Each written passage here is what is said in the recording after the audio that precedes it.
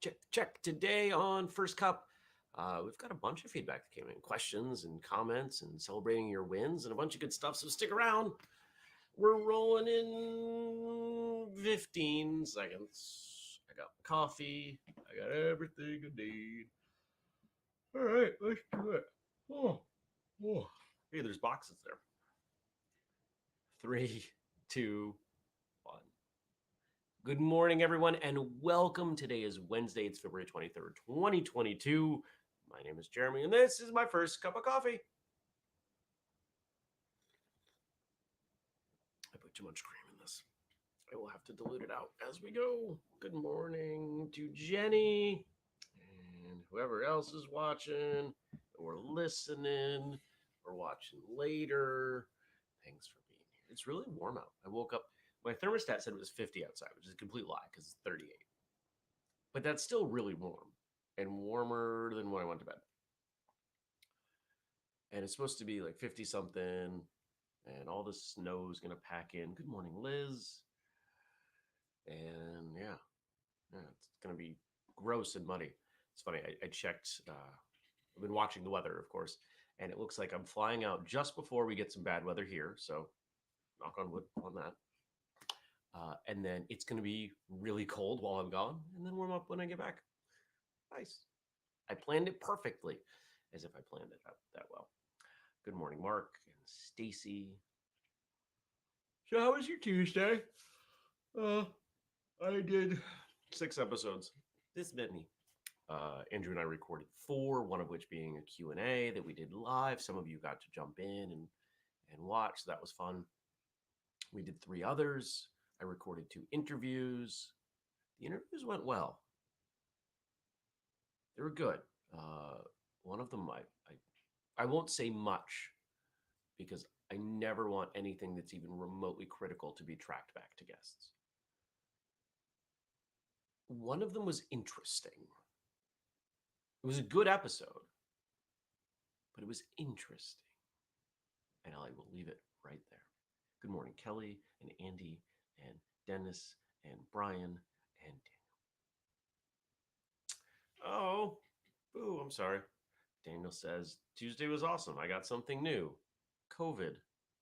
I'm sorry, man. That sucks. I hope you're feeling okay, and I hope that you feel better soon. Even better soon. Here, we can tip this down. There we go. Yeah, we had to move the set around. I forgot to move the boxes. These are the boxes from my greenhouse lights. Yeah. Well, what else happened yesterday? Went to the gym, ate some food. Did a whole bunch of email. We started the promotional side for pushing Marshall Journal issue 2. So you may start seeing some ads on Facebook for that. Seeing how many people we can get to pay attention to that thing. We had no, we don't talk about that project publicly yet. Had a great meeting with a newer endeavor related to whistlekick. I think it's the newest one. It's not like it's brand new, but it's the newest thing that we're doing. Had a great call with that group last night. That was fun. Actually, it was very fun. Possibly the highlight of my day. Stacey's reminding me, you had a meeting last night. I sure did. One of the more enjoyable meetings. I'm looking around. I'm looking around all the stuff that theoretically is going with me. I think I might have too much stuff scheduled to bring. I might leave some of it here. We'll see. But let's be real. Probably not. Because what I bring expands to the size of the luggage I bring. Why would you not fill a suitcase? That seems silly. Bring all the things you can. Yep. So today is my transitional day. My vacation starts today when I am done with work, which could be as early as like 11:30. Tomorrow I am off. I have no appointments, no meetings, with the exception of going to get my test. So I got to get a test before I go to Belize. But other than that, that's it. Good morning, Andrew. Andrew says, I'm joining late. What did I miss? Well, we're just chatting. We're just chatting. Yeah, I got one client call. I'll do the books. There might be a couple other things I got to do. We'll check. Nothing too big, I don't think. But we'll find out. I'll look. Yeah.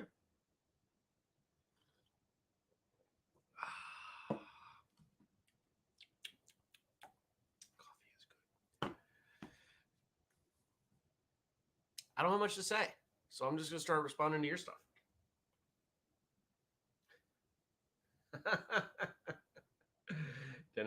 Dennis responds to Andrew's question of what did he miss with Jeremy won the lottery. This is the last first cup. Good luck, stinkers.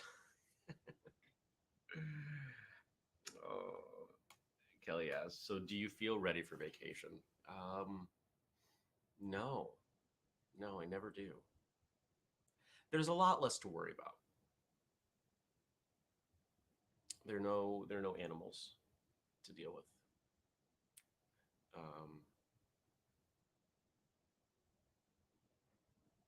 Years ago, the last time I took off for a week was 2013, and when I did that, I had the cat and the rabbit, but I was also in a committed relationship, so that was easier. It was like, hey, I'm going away.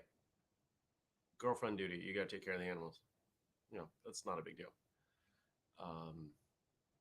Now I just have to worry about the plants, but it's just a week, so I just water them a little heavily and go. Everything's gonna have to come out of the greenhouse because things won't survive well in there. It gets too warm and everything evaporates. They can't go a week with that level of warmth. So I'll move things around to windows, and they'll be very grumpy when I come back. But that's all I can do.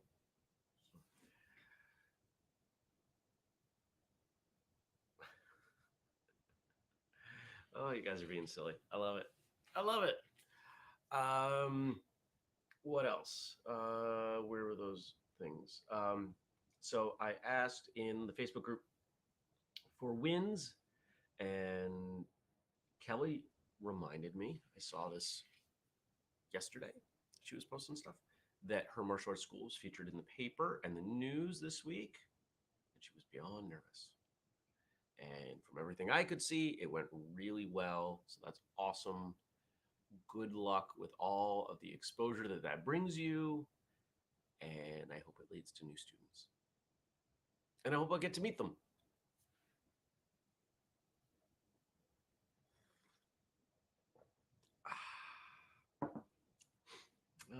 Don't want to do those yet. I'll say this one. And Chris posts the statement in martial arts: your belt doesn't hold your pants up; it holds your heart in place. I like that. The symbolism around the belt, I think, is really interesting because people get so bent out of shape about so many things around belts. In Japan, they wash their belt. Well, we don't wash our belt because we were told to not wash. I was brought up to not wash my belt. I've never washed my belt. I've Febrezed my belt.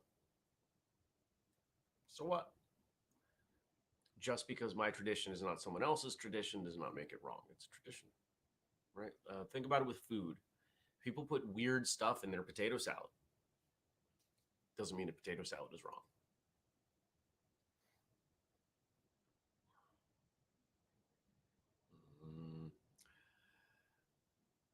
I remember the first time, I heard the quote, a belt holds your pants up, right? Like that's been quoted by a lot of famous martial artists. And then somebody said, but in martial arts, it really doesn't. Kind of holds your top down. It's so true. Your pants have nothing to do with your belt. It doesn't. It's the only belt that doesn't actually hold your pants up. Here's a fun kind of behind the scenes. I tried to figure out a way, and this was for little kids. I tried to figure out a way to make martial arts suspenders that would go, they would do the pants and then top would go over it. And I couldn't figure out a good way to do it that wasn't going to be poor investment for the development, right? Most people don't need this. I was looking for it. I've also got an idea built in for a clip-on belt, in the same way that we have clip-on ties, kind of a clip-on belt. It's a bracket. I haven't made it yet. Because again, it's a problem that is not big enough that it really needs to be solved.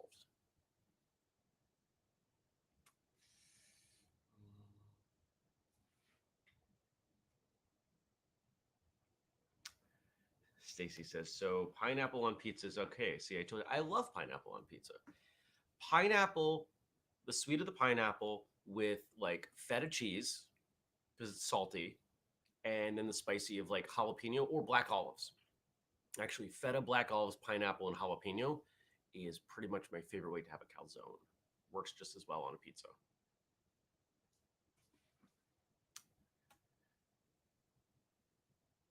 And Jenny says the potato salad analogy makes it better. Well, thank you. Oh, there's a weight that's falling off my shoulders. Just the more I'm recognizing and embracing that I'm going away and I don't have to worry about things for a little while. I've told my clients, hey, if there's something that's an emergency, I should be able to help you. And you better reach out if you need me. And I should be able to, there's one client that, there's a lot of work that happens week to week. I only do a few hours of it, but I've told them, I said, look, I don't expect I can make meetings because it's just the variability of my days. But I'm pretty sure I'll be able to get any work done that you throw at me because, 15 minutes here, 30 minutes there, like it's not a big deal. I'll do it in the morning. I'll do it in the evening. Not a problem. So Mark is questioning my choice of feta on pizza. Yeah. Feta works really well as like a white pizza with like a garlic, like a garlic oil in there. Or I find feta works really well with something sweet, olives. And I discovered that, I think I was in my 20s. There was a pizza place that I went to. There was a pizza place near my house. They made terrible pizza and great calzones. It made no sense. Their pizza was awful. Their calzones were delicious. I can't explain. But one of the calzones that they had on the menu was feta, tomato, and black olives. Okay. So I started eating that and was like, this is really good. And tomatoes are good, but there are other things I like more. So that's where I started throwing in jalapenos or pineapple or mushrooms. And they're all good. But feta's great.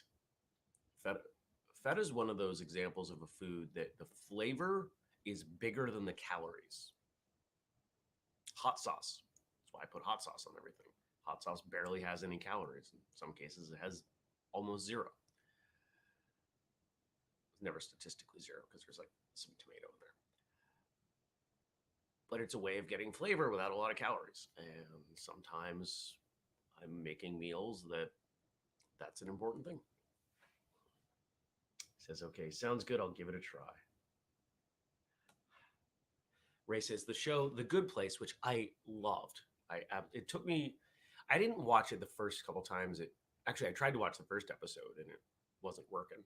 And then maybe a year later, it popped up again on Hulu and they're like, you should watch this. I was like, fine. So I skipped the first episode because that's been working for me. And I plowed through the 3-4 seasons. The Good Place has an episode where the people from the bad place come to the good place and brought pizza. The people of the good place said, they brought pizza? That's not bad. Then another character says, yes, but it's Hawaiian, the most evil of pizza. Hawaiian pizza growing up was one of my favorites. On days that my mother, I find this fun because I was raised in a Jewish household. We didn't keep kosher, but on pizza nights, if we ordered pizza, it was generally a bacon pizza and a Hawaiian pizza.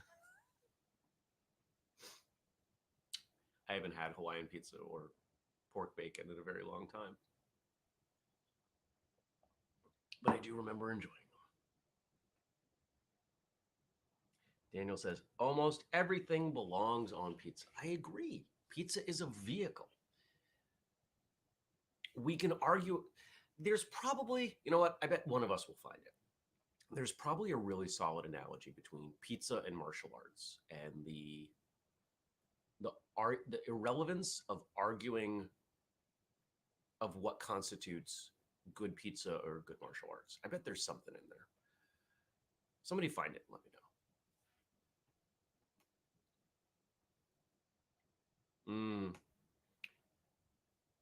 Kelly agrees that it was a good show. I cried so hard at the finale, and that doesn't happen often.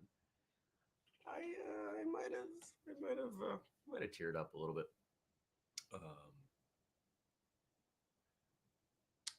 I've always thought Kristen Bell was solid, and that show just reinforced it for me.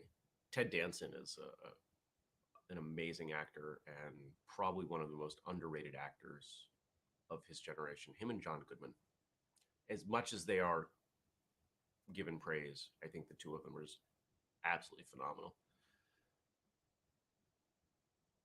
I'd watch John Goodman in anything, but watching him in that, Ted Danson was pretty solid. And actually, it's funny that something's sparking this. I've mentioned I rotate through on my streaming services, and right now it's Disney Plus. So I watched WandaVision, and now I'm working through Loki. I actually like Owen Wilson in this. I am not an Owen Wilson fan. I mentioned to all of you there was it an Owen Wilson movie or a Luke Wilson movie that I watched a few weeks ago that was pretty solid. This is Owen Wilson's best character ever. Holy cow, is he crushing it. And some of it might be that he's opposite, what's his name? Tom Riddleston or something, who plays Loki. Like the two of them, it's their charisma that works really well. But yeah, I'll give credit where credit is due. I've been down on Owen Wilson for quite a few years. I even posted on Twitter. It was like, Owen Wilson, good job.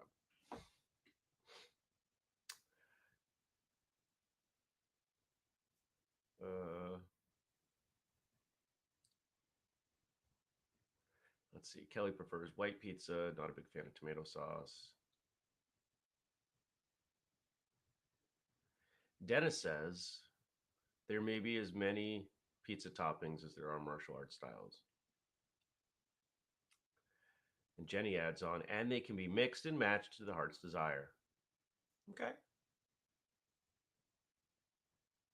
Stacy's correcting me. Hiddleston. Thank you. Tom Hiddleston. Daniel says the only show finale he thinks he shed a tear over was MASH. I didn't enjoy MASH because I pretty much had to watch MASH.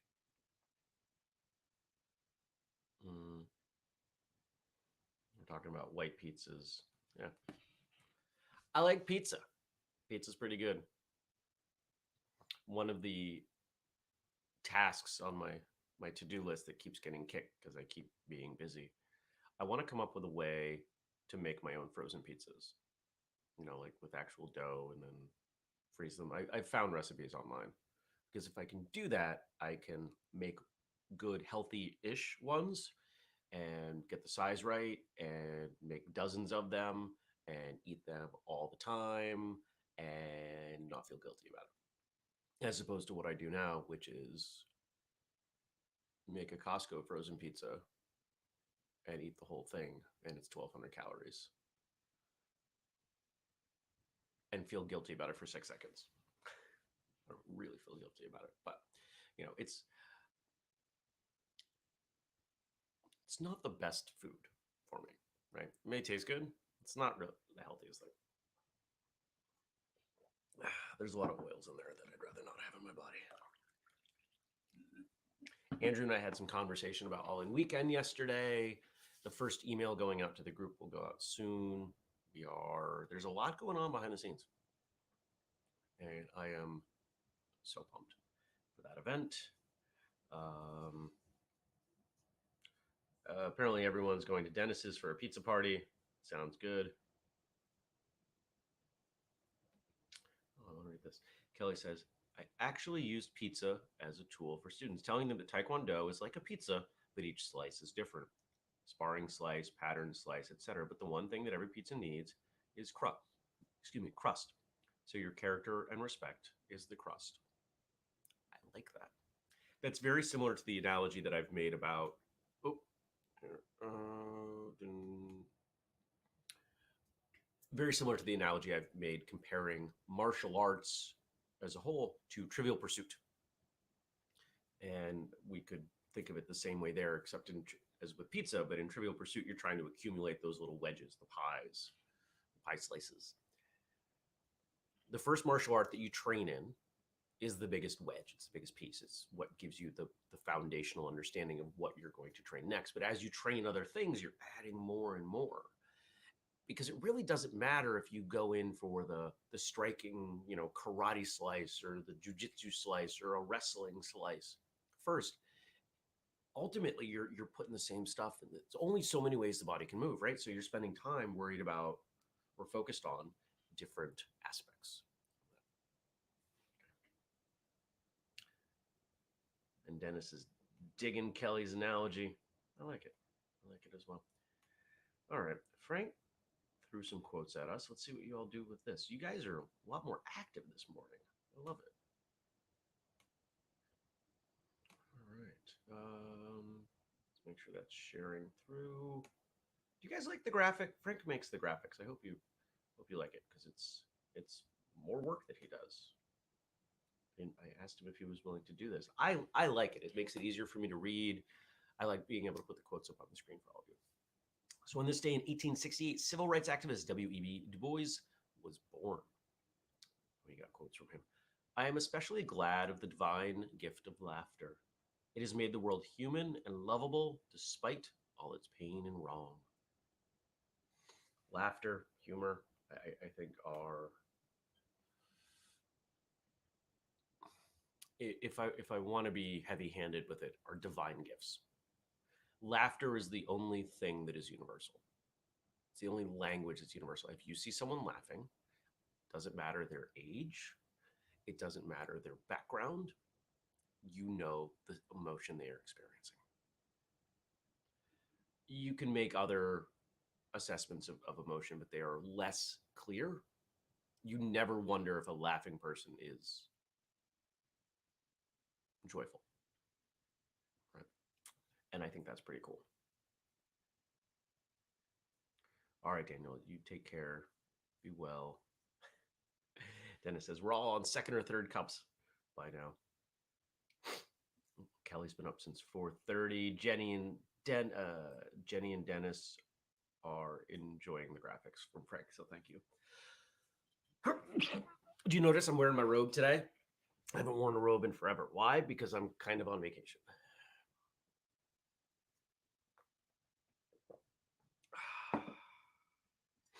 All right. Joy, humor, laughter. I think they are valuable pursuits. I don't understand how so many people find comedy, the pursuit of comedy, the endeavors that make people laugh, to be less than or beneath. I think they are some of the greatest efforts.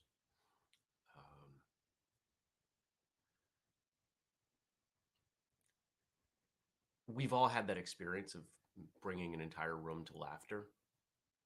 I think it's one of the best feelings in the world, to know that you were able to say or do something that made other people so happy that they involuntarily reacted with joy.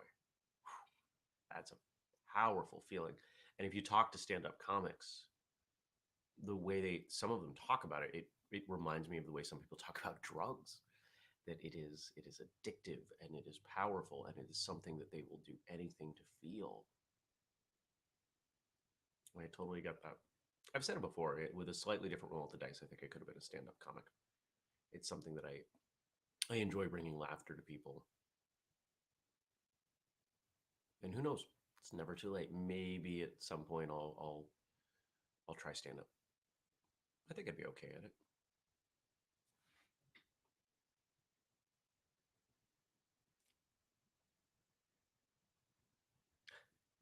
Kelly says, yes, I noticed you're already looking more relaxed. I feel relaxed. Yeah, this is good.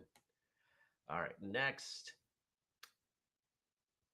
Begin with art, because art tries to take us outside ourselves. It is a matter of trying to create an atmosphere and context so conversation can flow back and forth and we can be influenced by each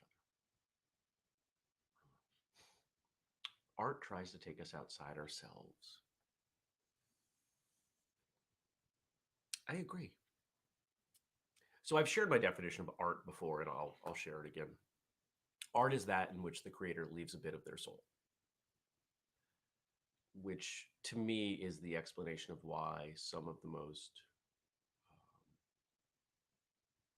celebrated artists have such short lifespans, because they put all of who they are into what they create, and there isn't anything left, and they fall in whatever way they fall. But when you are consuming someone else's art, I think on some level we're trying to understand what they were feeling. Art tries to take us outside ourselves. We're trying to put ourselves into their shoes, so to speak. And if you ever watch me watching someone else do forms, especially in person, really well, I twitch. It's involuntary. Because I feel the emotion of what they're doing, and they'll do certain techniques with certain timing, and I react not as if they're attacking me, but as if I am them. It draws me in. I like that.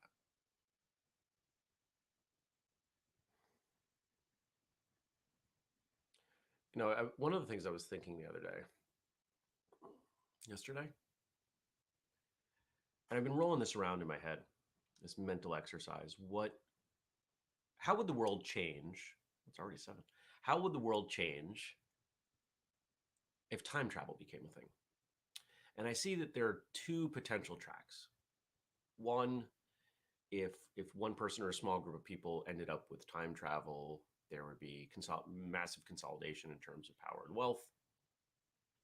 As you know, well, I won't finish that statement.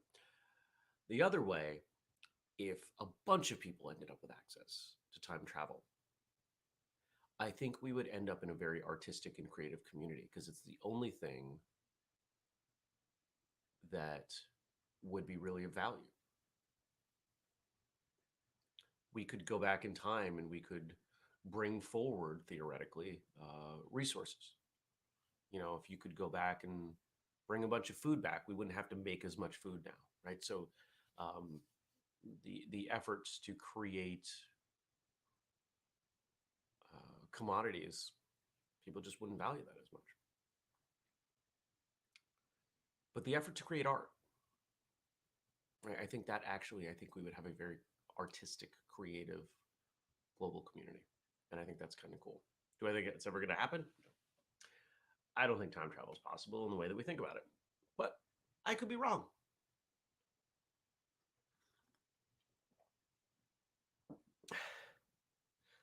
Oh, you guys are fun.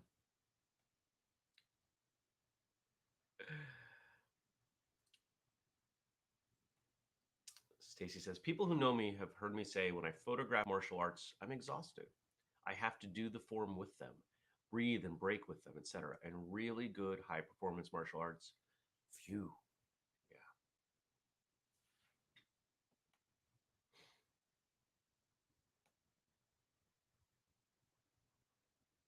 And Kelly is complimenting Stacy's photography skills because she's really good. All right. Oh, this is kind of a poem. Lord of the springtime, father of flower, field and fruit, smile on us in these earnest days when the work is heavy and the toil wearisome. Lift up our hearts, O God, to the things worthwhile, sunshine and night, the dripping rain, the song of the birds, books and music and the voices of our friends. Lift up our hearts to these this night and grant us thy peace. That sounds like it's a prayer. Sounds like a prayer for the end of the day. I really like that. And what's interesting is the things being referenced in here are things that, if you go back to my previous comment, things that would be of value if everybody had time travel, things that you really can't replicate. And yeah, you can have more flowers, but those flowers would be there because someone created them. I don't see a way that you're bringing live flowers back. I don't know. Who knows how who knows how this theoretical time travel works? But the sun. We're not bringing another sun. We're not bottling sunshine. The rain, the song of the birds, right? These simple things that are, I think, so valuable, and the things that I think are really easy to forget about.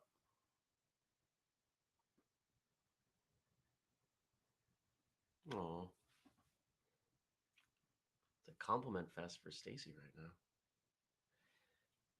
This is from Dennis. Stacy, seldom have I seen the energy in martial arts Seldom have I seen the energy in martial arts photographs. You capture that. You're a brilliant photographer, and thank you for sharing your talents with all of us. Yay! I agree. Almost got the coffee right. Ooh, Kelly's got a question for tomorrow. If you could go back in time, what would you do differently? I'd like everyone to think about that. It's funny. I asked. So I mentioned there was a. I mentioned that question. I asked that question of one of the guests yesterday. And then Dennis posted in the Facebook group, borrowed from Black Belt Magazine. What was a unique part of your Black Belt test that you think everyone should do? It's funny. I looked at the comments on that question because I saw that come up yesterday. And what I found really interesting was the number of people celebrating their own injuries as if the only way you can have a meaningful and transformational black belt experience is injury. Because the second half, well, because the point of the question that they asked was, what was something part of your black belt test that you think everyone should have? People are like, oh, I broke my ankle. You want everyone to break their ankle? No, I don't think that's okay. Stacy says she's blushing. Awesome. Good. You deserve the praise. So meaningful part of my black belt test. So I don't talk about the specifics because that's what I was asked, how I was asked to conduct myself. The details were not to be discussed with others. I've talked about a few elements with it, as in the time when a 300-pound man picked me up and threw me. I was hurled. I was 16 when I tested. There was an element in there that I liked, and it was, and I won't go into detail, but, well, I guess I can't say it without. I was presented with some martial arts weapons I had never used before, most of which I had never seen before. And I was asked to pick them up and demonstrate competency with them. The logic being, I had used a variety of martial arts weapons, and the way weapons was trained in my school was you are simply taking the principles of your empty-handed skill and extending that through a bow or tonfa or sai, sword. Nobody used kama, but at my black belt test, there's kama. There are a few things, and that was a really interesting and fun challenge because it showed how much I understood of attacking and defending and what made sense. If you're used to using a long stick, you should be able to use a short stick. If you can use a couple sticks, you should be able to use a couple sticks with knives on the end, right? Like, it's not that different. And I think that that's cool.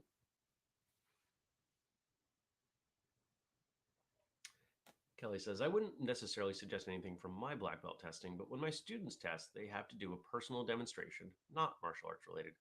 It allows us to see them in a different light and see what else they bring to the martial arts. It's a favorite of students and spectators. I dig that a lot.